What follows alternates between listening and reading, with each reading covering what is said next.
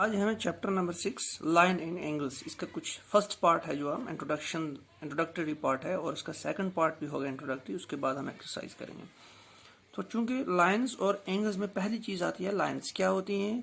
हमने पिछले चैप्टर में भी पढ़ा। लाइंस का मतलब होता है ब्रेड्थ लेस लेंथ, यानी वो लंबाई जिसकी चौड़ाई ना हो, सिर्फ लंबाई ही मापी जाती हो, उसे कहते हैं हम लाइन। फॉर एग्जाम्पल, ये हमारे पास एक लाइन है, तो इसका हम सिर्फ लंबाई माप सकते हैं, यानी ए से लेकर बी तक इसकी लंबाई हो सकती है, चौड़ाई नहीं। ठीक, इसे कहते हैं हम लाइन। अब आती है एक स्ट्रेट लाइन। स्ट्रेट लाइन का मतलब होता है बिल्कुल सीधी लाइन। ठीक, ये लाइन और स्ट्रेट लाइन एक ही चीज है। उसके बाद आती है इंटरसेक्टिंग लाइन। इंटरसेक्टिंग लाइन मतलब हमारे पास दो लाइन्स हैं, एक लाइन ये आ रही है बिल्कुल स्ट्रेट, और दूसरी एक और स्ट्रेट लाइन आ रही है। तो किसी पॉइंट पे ये जो आपस में मिलेंगी, इस पॉइंट को कहते हैं इंटरसेक्टिंग पॉइंट या इंटरसेक्टिंग पॉइंट। और लाइंस को कहते हैं, ये जो दो लाइंस हैं, यानी एक लाइंस ए और बी, और ये है सी और डी, ये दोनों जो लाइंस हैं ये इंटरसेक्टिंग लाइन कहाँ इंटरसेक्ट होती है? ओ पे। उसके बाद आती है पैरेलल लाइंस। एक लाइंस और दूसरी लाइन, दोनों क्या है? लाइंस है।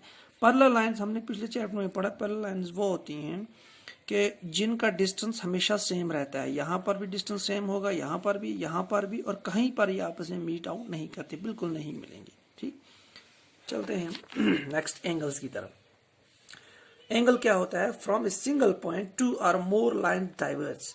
फॉर एग्जाम्पल, मेरे पास ये एक पॉइंट है, अगर यहाँ से एक लाइन निकल रही है, एक लाइन और निकल रही है, और कहीं पर भी और लाइन भी हम निकाल सकते हैं।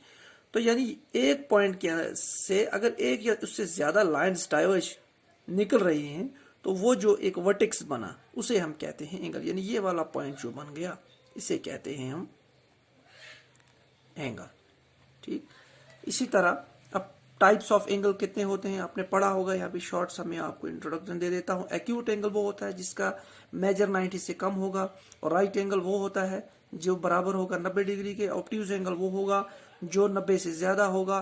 स्ट्रेट एंगल वो होता है जो 180 डिग्री के बराबर होगा। और रिफ्लेक्स एंगल का समझने के, रिफ्लेक्स एंगल होता है बाहर वाला एंगल, मतलब वो एंगल जो 360 से कम हो मगर 180 से ज्यादा हो। तो इसको निकालने के लिए फार्मूला होता है reflex angle is equal to 360 minus inner angle. For example, हम यहाँ समझ लेते हैं, ये 90 डिग्री है, मतलब राइट एंगल। ये देखिए ये 60 डिग्री है, यानी 90 से कम वाला है, तो ये हो गया एक्यूट एंगल। ये हो गया 90 से ज्यादा है, ऑब्ट्यूज एंगल। स्ट्रेट है बिल्कुल 180 के बराबर है, तो स्ट्रेट एंगल। यहाँ पर देखिए ये वाला इनर एंगल है, ये हो गया ऑब्ट्यूज एंगल, यानी जो एक 90 डिग्री से ज्यादा है। तो इसी तरह अगर अभी बाहर वाला एंगल देखेंगे, तो ये बाहर वाला एंगल जो है ये कहेगा रिफ्लेक्स एंगल। ये बराबर होता है, पूरा गोल होता है 360 माइनस ये वाला एंगल। तो इस तरह हमें रिफ्लेक्स एंगल जब निकाल सकते हैं। नेक्स्ट हम देखते हैं पेयर ऑफ एंगल्स। पहला है कॉम्प्लीमेंट्री एंगल्स। वो एंगल्स की जोड़ी, दो या दो से ज्यादा एंगल्स जिनका सम इक्वल हो 90 डिग्री के। फॉर एग्जांपल, मेरे पास ये एंगल है। ठीक ठीक, यहां से एक कॉमन लाइन निकली। ठीक है, इस कॉमन लाइन पे एक एंगल यहां बना, एक एंगल यहां बना। फॉर एग्जांपल, ये बना 50 का, ये बना 40 का। ठीक है, ये दोनों का कितना हो गया सम? 5 + 40 90 डिग्री, यानी दोनों का सम मिलाकर के टोटल एंगल, यानी यहां से यहां तक एंगल जो बनेगा, अगर वो 90 डिग्री का कंप्लीट हो रहा है बराबर, तो उसे कहेंगे कॉम्प्लीमेंट्री एंगल। इसी तरह supplementary angle.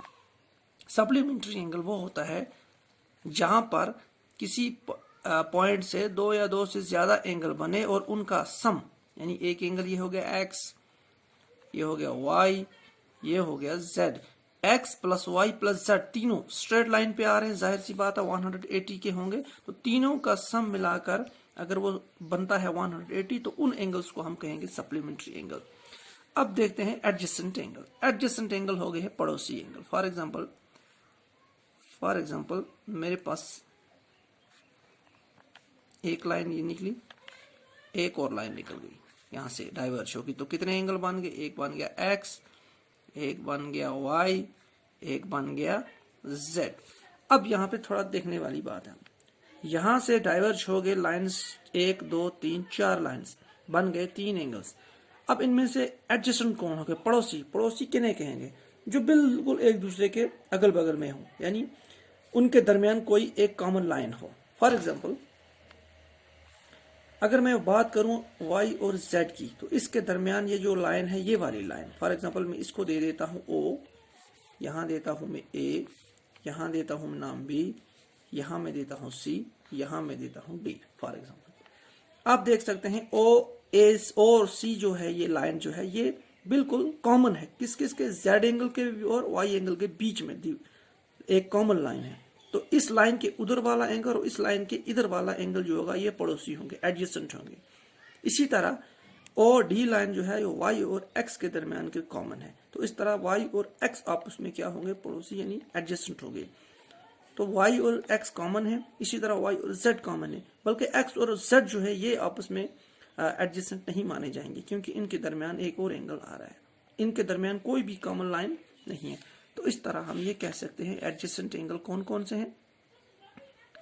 X and Y और वाई एंड जेड, ये क्या है? आपस में सब एडजेसेंट एंगल।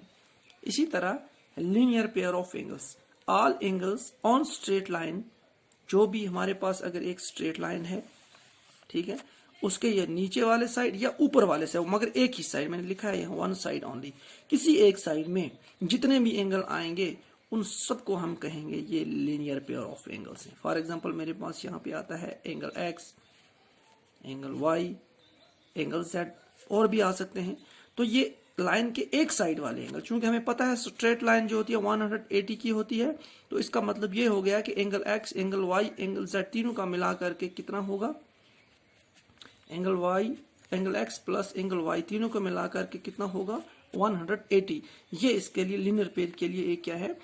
फॉर्मूला है कि लीनियर पेयर का जो सम होता है, sum of all pairs of angle, जितने भी लीनियर पेयर के एंगल्स होंगे सबको जमा किया जाएगा, प्लस किया जाएगा, तो उनका जो सम होता है वो होता है 180 डिग्री के बराबर, सिर्फ lines linear pair of angles में, इन स्ट्रेट लाइन के एक साइड में जो एंगल आते हैं। अब चलते हैं फिलहाल आज के लास्ट